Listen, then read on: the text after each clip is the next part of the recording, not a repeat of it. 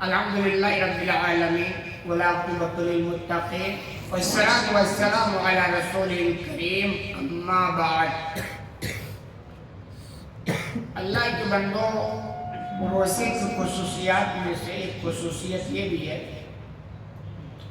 کہ اگر بندہ روزہ رکھا ہو اور اسی حالت میں وہ وفات کر جائے، اس کا انتقال ہو جائے، تو وہ جنت میں چلا جائے گا۔ یہ بہت بڑی نعمت ہے۔ آپ کہیں گے آسان کام تو نہیں ہے کہ آدمی روزہ رکھے اور اسی میں خاتمہ ہو جائے، لیکن سوال یہ ہے کہ کرنا بھی تو کوئی مشکل نہیں ہے۔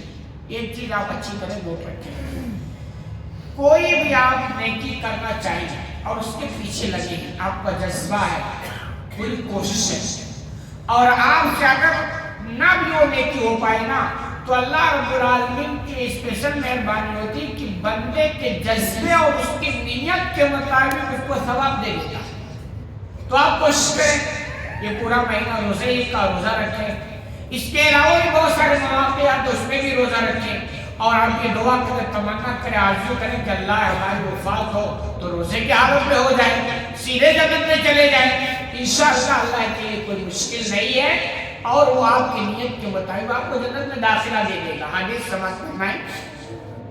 اب حضرت حذیفہ رضی اللہ عنہ سے روایت ہے کہ اللہ کے رسول صلی اللہ علیہ وسلم نے فرمایا، من قال لا الہ الا اللہ ابتغى وجہ اللہ، کہ جس نے لا الہ الا اللہ کہا اللہ کی خوشنودی کو تلاش کرنے کے لیے۔ لا الہ الا اللہ پتہ ہے، یہ الگ معنی مطلب ہے کہ معنی نہ پتہ ہو، مگر لا الہ الا اللہ سب کو پتہ ہے۔ اس کا مطلب ہوتا ہے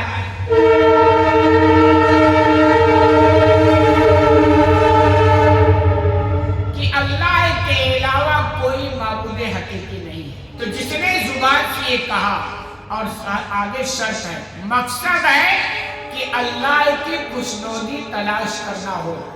اب ظاہر سی بات ہے، جو بندہ اللہ کی خوشنودی تلاش کرنے کے لیے لا الہ الا اللہ کہے گا تو کیا وہ نماز چھوڑے گا؟ اس کو پتا ہے نماز چھوڑنے سے اللہ ناراض ہوتا ہے، تو اگر یہ خوش کرنے کے لیے کہہ رہا ہے تو ناراض کرنے کے لیے نماز تھوڑو چھوڑے گا، زکوٰۃ پہ ڈنڈی تھوڑو مارے گا، حرام تھوڑو کھائے گا۔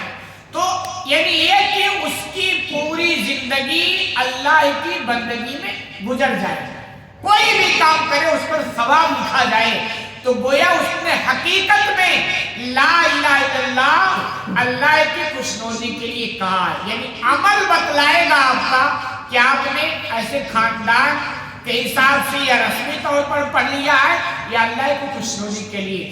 تو کہہ رہے ختمہ لہو بہا، اور اسی پر خاتمہ ہو گیا، یعنی اللہ کی بندگی کرتے کرتے انتقال کر گیا، دخل الجنہ، وہ جنت میں داخل ہو جائے گا۔ بڑی خوشخبری ہے۔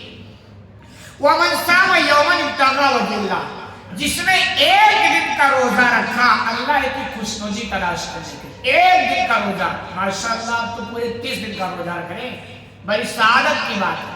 یہاں اللہ کا رسول فرمایا جس نے ایک دن کا روزہ رکھا اللہ کو خوش کرنے کے لیے، ختمہ لہو بہا، اور اسی پر اس کا خاتمہ ہو گیا، دخل الجنہ، وہ کہاں جائے گا؟ جنت میں داخل ہو جائے گا۔ تو ماشاءاللہ آپ تو 30 روزہ، لیکن یہ شرط ہے اللہ کی خوشنودی تلاش کرنا یہ مقصد ہو۔ ایسا نہیں کہ پوری دنیا روزہ رکھ رہی تو چلو ہم بھی رکھ لیتے ہیں، تاکہ یہ ماحول بن جائے یا لوگوں کو، یہ نہیں مقصد۔ اب ظاہر سی بات ہے، اگر آپ اللہ کو خوش کرنے کے لیے روزہ رکھ رہے ہیں تو عید کے بعد نماز تو نہیں چھوڑیں گے نا، کیونکہ ظاہر سی بات نماز چھوڑنے سے اللہ ناراض ہوتا ہے۔ تو ادھر روزہ رکھ کر خوش، ادھر نماز چھوڑ کر ناراض، یہ مطلب ڈبل اسٹینڈ والی بات نہیں ہونی چاہیے۔ یعنی پھر آپ کی زندگی ایسی ہوگی کہ کوئی بھی کام آپ حتی الامکان کرنے کی کوشش نہیں کریں گے جس سے اللہ ناراض ہوگا۔ تو اللہ کیسے فرماتے ہیں جس نے یہ کام یعنی روزہ رکھا ایک دن کا اللہ کی خوشنودی کو تلاش کرنے کے لیے، کہہ رہے دخل الجنہ، ختمہ لہو بہا، اور اس پر اس کا خاتمہ ہو گیا، دخل الجنہ، وہ جنت میں داخل ہوگا۔ تو میں نے کہا کہ آپ کوشش کریں، نیت رکھیں، اللہ سے دعا کریں، اور اگر روزے کی حالت میں آپ کا خاتمہ نہ بھی ہونا تو انشاءاللہ پوری امید ہے کہ اللہ تعالیٰ آپ کو آپ کی نیت کے حساب سے ثواب دے گا اور جنت میں داخلہ فرمائے گا۔ وَمَن تَصَدَّقَ بِصَدْقَةٍ ابْتَغَىٰ وَجْهَ اللَّهِ، جو اللہ کی خوشنودی کے لیے خرچ کرتا ہو، یہ خرچ کرنے کا بھی مہینہ ہے، سخاوت کا مہینہ ہے، آپ دھیان رکھیں اس مہینے میں اللہ جو رحمتیں اور برکتیں لٹاتا ہے نا وہ اور مہینوں میں نہیں دیتا ہے، تو آپ بھی تھوڑا دل کھولیں اور خرچ کریں۔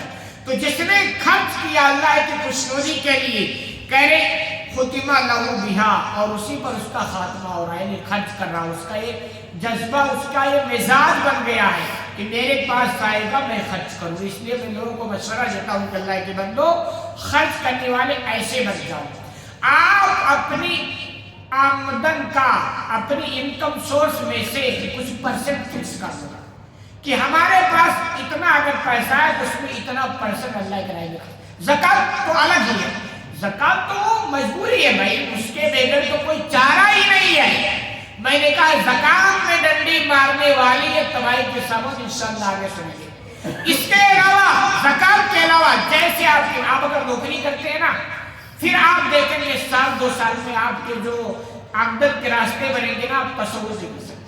تو آپ یہ طے کریں کہ اگر نوکری کرتے ہیں مہینے پر آپ کو سیلری ملی، آپ طے کریں چھوٹی ہی رقم کہ ہم کو اتنا پرسنٹ خرچ کرنا ہے۔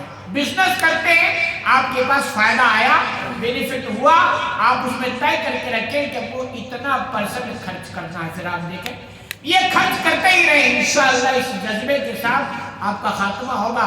تو آپ فرماتے ہیں داخلہ الجنہ، وہ بندہ جنت میں داخل ہوگا۔ تو آپ دیکھیں جنت میں داخل ہونا اپنے آپ کو کرنا کتنا آسان ہے، کوئی مشکل نہیں ہے، بس تھوڑی سی آپ دل صاف کر لیں، ایمان تازہ کر لیں اور اپنے آپ کو متحرک کر لیں۔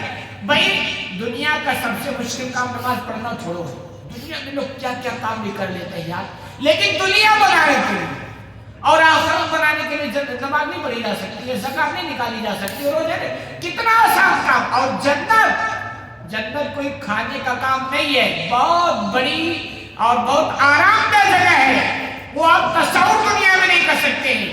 یہ یقین کی بات ہے، صحابہ کرام کو یقین ہوتا تھا نا، اسی یقین کے ساتھ وہ جنت کی طرف میں دوڑتے تھے، بھاگتے تھے۔ ہمارے یہاں کیا یقین میں کمی ہے، بس اتنی سی بات ہے۔